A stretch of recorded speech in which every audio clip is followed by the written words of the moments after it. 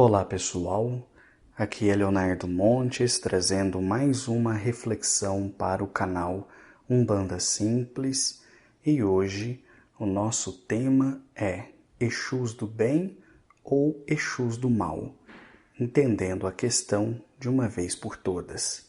Se você ainda não está inscrito em nosso canal, se inscreva, ative o sininho de notificações e nos ajude compartilhando para que mais pessoas tenham acesso a esse conteúdo. Porém, antes de começarmos, dá uma olhadinha aqui na descrição do vídeo. Você vai encontrar o link para o nosso grupo de WhatsApp, onde eu posto todos os novos conteúdos de Umbanda. Vai encontrar o link para download gratuito de todos os meus livros e vai encontrar também o link do meu Instagram profissional.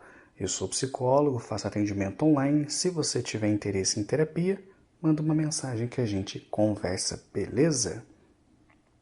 Muito bem.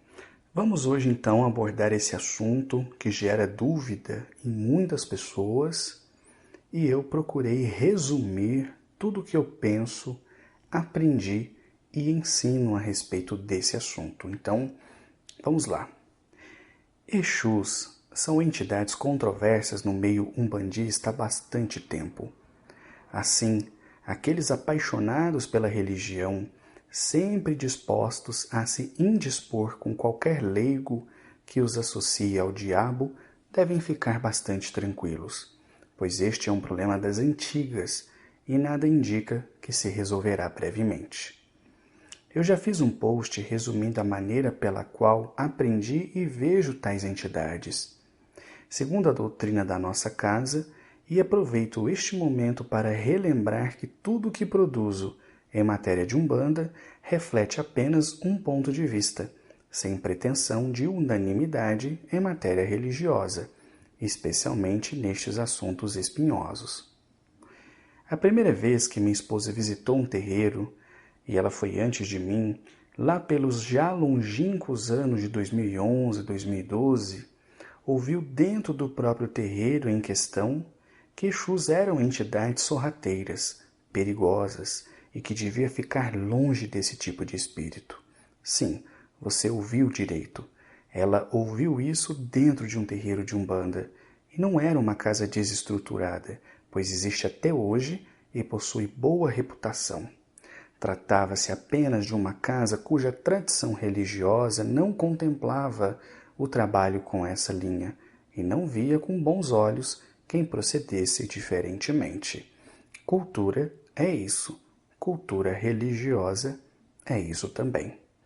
Por essa razão, é perda de tempo querer se indispor com leigos que veem tais entidades como demônios ou coisas do tipo, pois nem dentro da religião existe concordância, então imagina fora, certo? Bom, vamos resumir o problema. A palavra Exu, que no contexto da Umbanda utilizamos para nos referirmos às entidades que atuam nessa linha, tem sua origem no Candomblé Yorubá, onde existe uma divindade chamada Exu, que é um orixá. Sabemos que desde os tempos dos portugueses na África já se associava a figura do orixá Exu com o diabo, seja em razão do seu comportamento meio trickster ou por suas representações em imagens. Porém, ninguém sabe exatamente onde e como se começou a chamar alguns espíritos de Exus. O que podemos afirmar é que, muito possivelmente, essa associação tenha ocorrido em razão da comparação entre o comportamento destas entidades quando incorporadas com os mitos que falam de Exu, orixá. É provável que alguém vendo tais entidades nos primórdios de suas manifestações, entre fins do século XIX e início do século XX, tenha feito essa associação, e desde então ela não se apagou mais, da mesma forma que alguém, em algum momento, passou a chamar algumas entidades femininas de pombagiras, que tudo indica é uma corruptela de Pambo Indila, que é uma divindade do candomblé de Angola.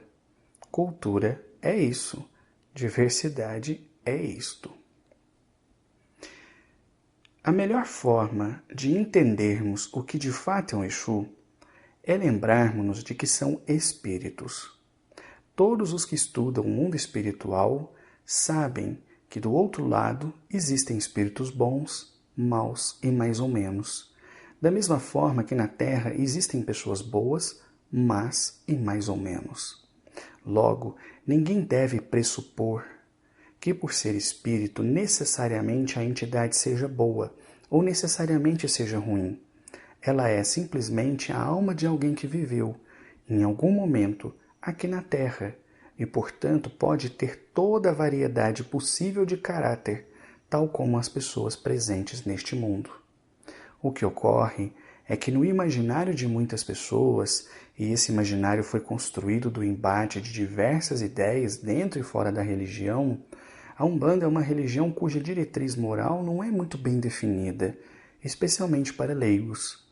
E apesar dos esforços crescentes intramuros em mostrar a Umbanda para o mundo como uma religião que pratica o bem através da caridade e que, portanto, não abre espaço algum para a maldade e antes a combate, é preciso reconhecer que uma parcela significativa dos terreiros não contribui em nada para alimentar esse discurso. Vejamos alguns exemplos. A pessoa diz que Exu não é o diabo, que a Umbanda é uma religião boa e que apenas pratica o bem. Porém, posta frases do tipo: quem me vigia não dorme, não mexe comigo que não ando só, não mexa com o povo da Calunga, pois a cova pode ser rasa, mas a terra é profunda, etc. Diz que Exu só faz o bem, mas cultua imagens com chifres, dentes vampíricos, pés de bode. Fazem giras que parecem open bar, médios que terminam o trabalho bêbados. Ora, é no mínimo bastante ingenuidade pensar que pessoas leigas vão olhar para tudo isso e concluir que de fato se trate de algo do bem. Isto sem contar a quantidade de conflitos, disputas, mesquinharias e mesmo artimanhas negativas que infelizmente ocorrem em diversos terreiros. Quantas pessoas já me procuraram relatando coisas dignas de filme de terror e que foram vivenciadas em seus próprios terreiros? Sem me alongar, quero dizer com tudo isso que ao lado de todo o preconceito gestado fora da religião, existem boas razões dentro dela para que tais estereótipos sejam reforçados o tempo todo, seja em razão daquilo que é reproduzido nas redes sociais ou mesmo do comportamento bastante inadequado de um certo contingente de umbandistas. Para mim, isto é uma verdade tão clara quanto a luz do sol. Quando se diz, no centro espírita X, o mentor é Y, ninguém imagina que esteja se referindo ao mentor do crime, e sim ao mentor espiritual, a entidade que dirige os trabalhos, certo? A palavra mentor pode significar ambas as coisas, dependendo do contexto. Pode tanto falar para o bem quanto para o mal, e a mesma coisa se aplica à palavra Exu no que se refere aos espíritos.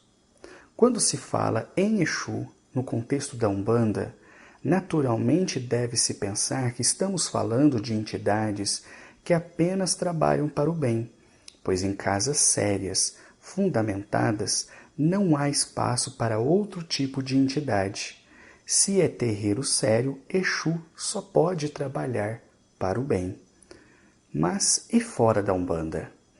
Bom, uma boa parte dos estudiosos resolveu adotar um caminho mais simplista para resolver o problema, afirmando que Exu só faz o bem, porém outras entidades maléficas se manifestam por aí e usam os nomes de Exus sem o serem de fato.